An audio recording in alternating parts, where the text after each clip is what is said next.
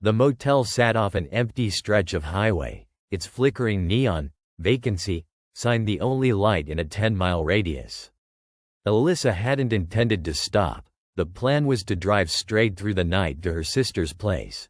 But fatigue had started tugging at her like molasses in her bones.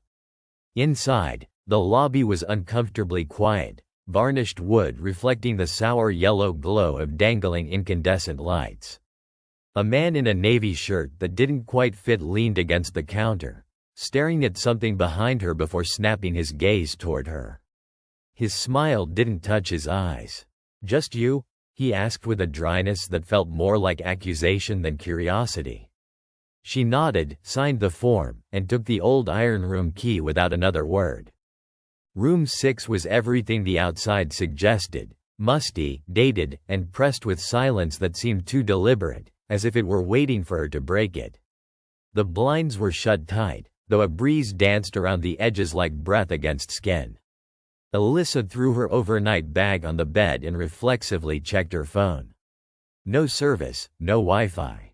She tried turning the TV on, only to find that the screen flickered once before resigning itself to darkness. A faint ticking noise reached her ears from the corner by the dresser, steady and rhythmic like a grandfather clock, though no such object was in sight. She traced the sound until her fingers brushed the wall. It was coming from behind it. Sleep was thin and broken. Alyssa woke repeatedly to vague sensations she couldn't place. Rustling behind the walls, a distant knock, and once, the unmistakable sound of someone softly clearing their throat from just beyond the door. Each time, she held her breath, heart knifing against her throat, but heard nothing more. Around 3:13 a.m., she opened her eyes and thought, for the briefest moment, she saw a silhouette just outside her window, shoulders broad, face buried in shadow. But when she blinked, it was gone. She told herself it had been her reflection, a trick of frost on glass. Still, she didn't move. The idea of approaching that window, or stepping outside the thin cocoon of the covers, left her nailed to the mattress. The morning light felt unnatural, diluted as though passed through thick, murky water. Alyssa dressed quickly and peeked through the blinds. The gravel parking lot was empty. Her car remained alone in its corner, hood powdery with dust it hadn't gathered the night before. She hesitated at the door, listened, but heard nothing. She stepped out into the corridor, walked the length of it toward the lobby, and found it locked.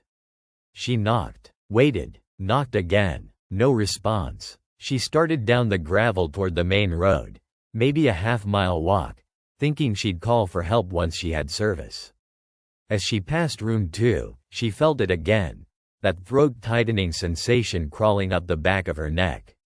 She stopped and turned. The door was open a crack, and beyond it, in full dark, she could hear breathing. She backed away slowly, never removing her eyes from the sliver of blackness. The breath was irregular and wet, as if through punctured lungs.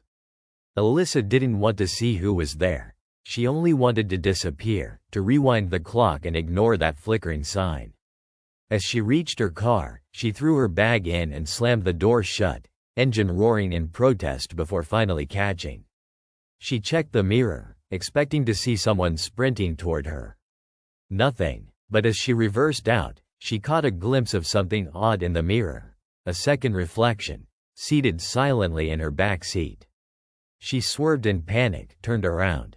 It was gone. The back was empty. Her ears rang with her own heartbeat as she peeled out, gravel spitting from her tires. Alyssa didn't stop driving until she reached a gas station some 20 miles down. The attendant gave her a strange look when she asked to use the phone. "People don't come from there anymore," he said, nodding toward the highway behind her. She stared at him. "What do you mean, anymore?" He shrugged. "That place. That road. They sealed it up after the fire. Motel burned down 5 years ago. Whole place deserted. Haven't been travelers from that stretch since." Alyssa froze, her tongue dry against her teeth. She managed to ask what happened. "Nobody knows for sure," he muttered, his eyes glazed over with something darker than disinterest. "Some say it was never really open to begin with. Back at her sister's house, Alyssa unpacked slowly. Her nerves hadn't settled, and her sleep hadn't returned. She moved toward the mirror to brush her hair, and something caught her attention, a smear on the glass, faint but deliberate. She leaned closer. It wasn't dirt. It was writing. 5 words, traced with something greasy and gray. You didn't wake up alone.